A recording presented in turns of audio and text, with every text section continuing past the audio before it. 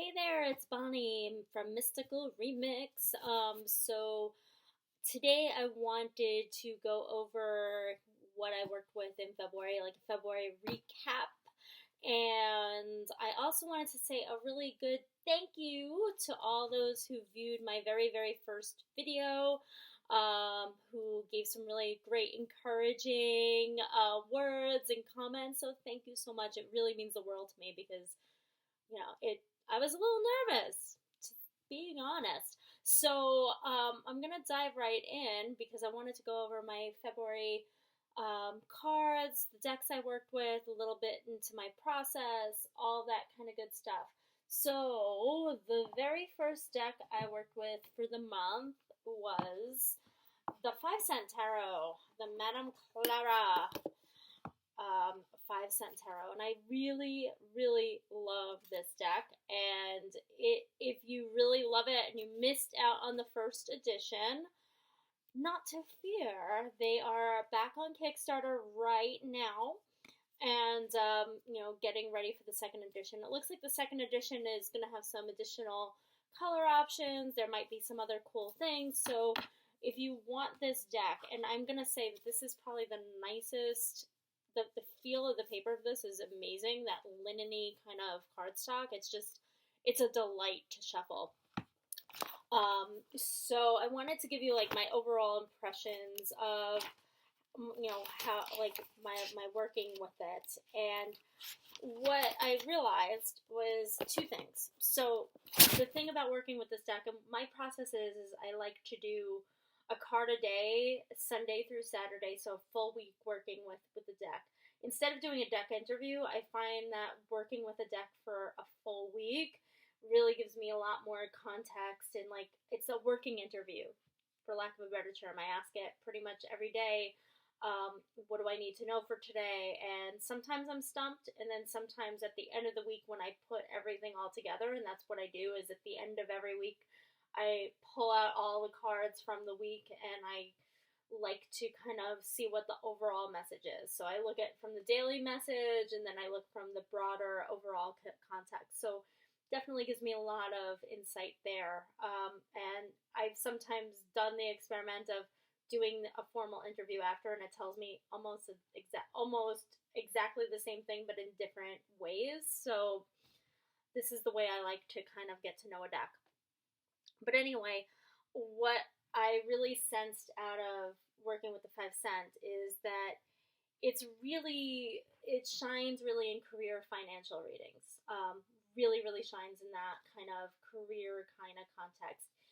When you think of 5 cent, you think of money, you think of greenbacks and all that kind of stuff. So it's definitely natural that this deck is going to have that kind of gravity there.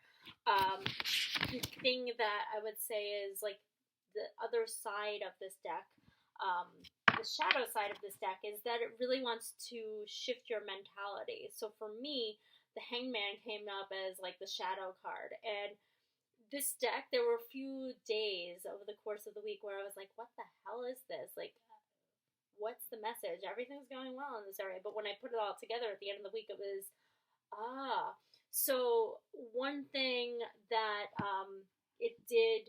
I did realize with working with this, and as the Hangman being kind of like that shadow card, is that it really wants to shift my perspective and think outside of the box. Like, don't think of what's at face value. So that was my experience working with the 5 cent tarot. The second week of February, I worked with, Tarot of Love. And this is a vintage deck. Originally dates to 1989, and I believe that it's by AGMuller, and the original deck was just the majors, and then they released in 91. So in 89 they released the majors, and in 91 they released the full 78 deck. What I really love about this deck, and the first impressions that I got out of this deck, was that this would be a very gentle, nurturing, supportive kind of deck.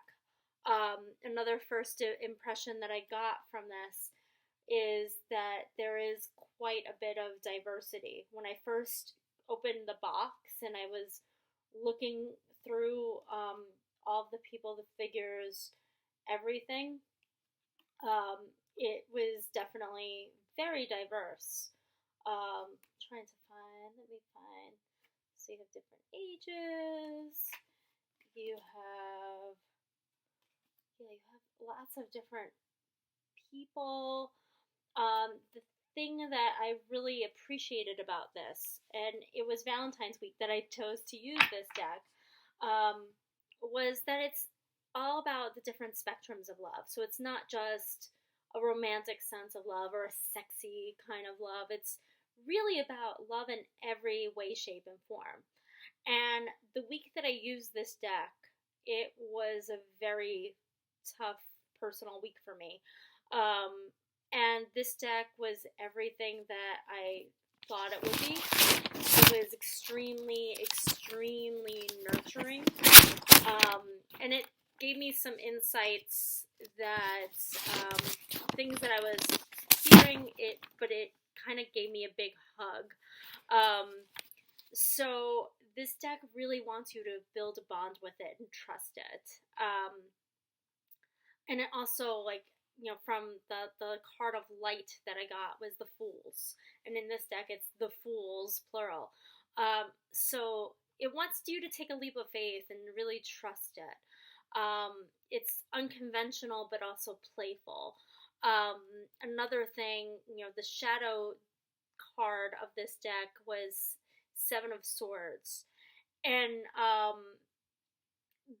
that made me realize, like, don't hide from your truth. Don't hide from the truth that it's trying to uncover for me, for you.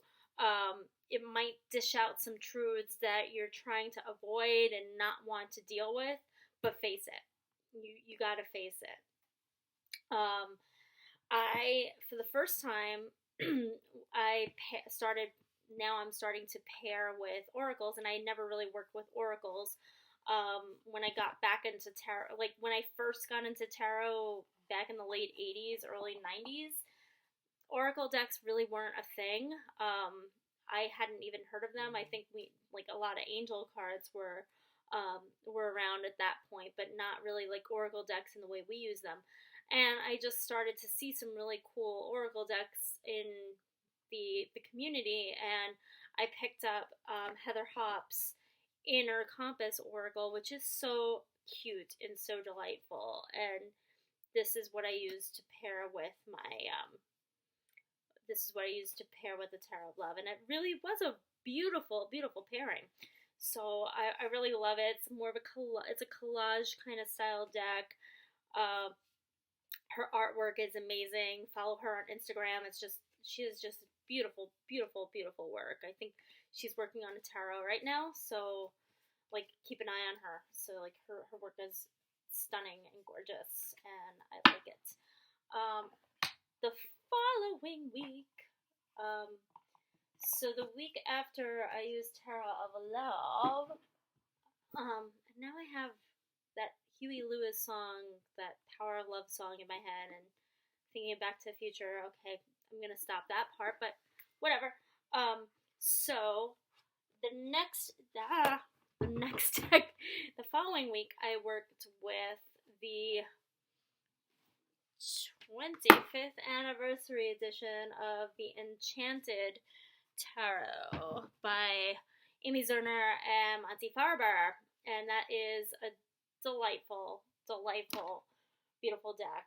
And I mean, these cards are ginormous, especially for my tiny baby hands, but just these images are just so gorgeous. Her fabric art is so beautiful, so beautiful.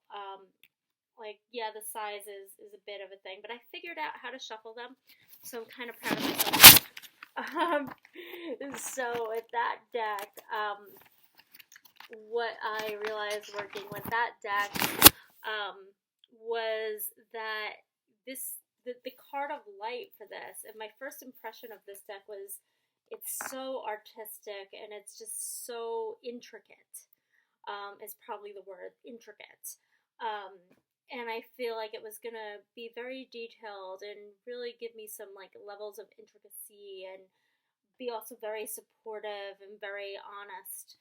Um, my card of light for this was the sun, and it was radiating positive, great energy. Definitely like shows warmth. The shadow was the emperor, and that's pretty much saying like, hey, like, authority, like, I'm gonna give you the final, like, I might be bright and sunny and cheerful, but I'm gonna be very damn truthful. So I might be giving you a message, but I might be giving you a message wrapped up nicely, but I'm an authority here. Like, definitely don't look at this at face value. So it is a warm and supportive deck, and it did get a little bossy with me at times. Like when there were things that needed to be brought up, it totally showed up. So it can put its foot down.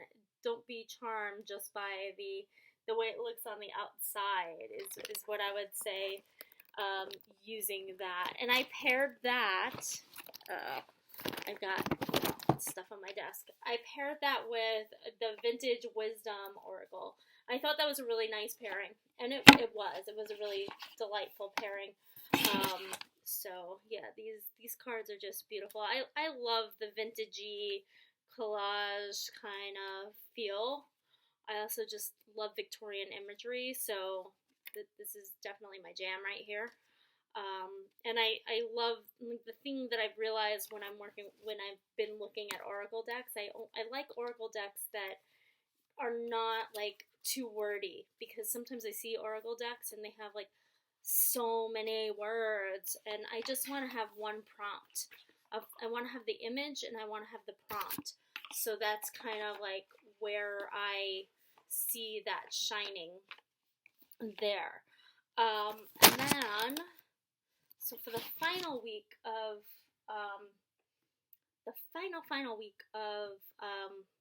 February, I used the Fountain, and I've had this deck for a while, for about a year-ish, a little more than a year.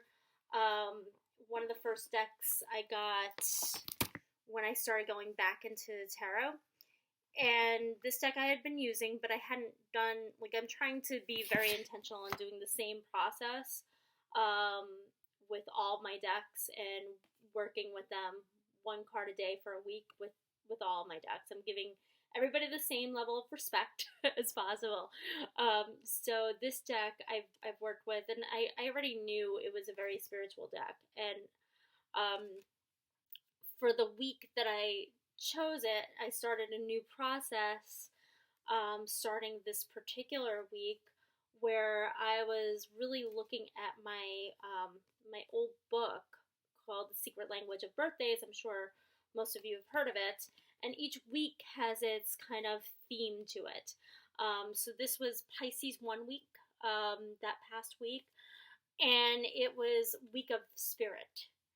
And Week of Spirit, this deck just called to me with that. I mean, it's such an ethereal, beautiful spirit deck, where it feels very artistic, very, very soft, and very, very much in that realm.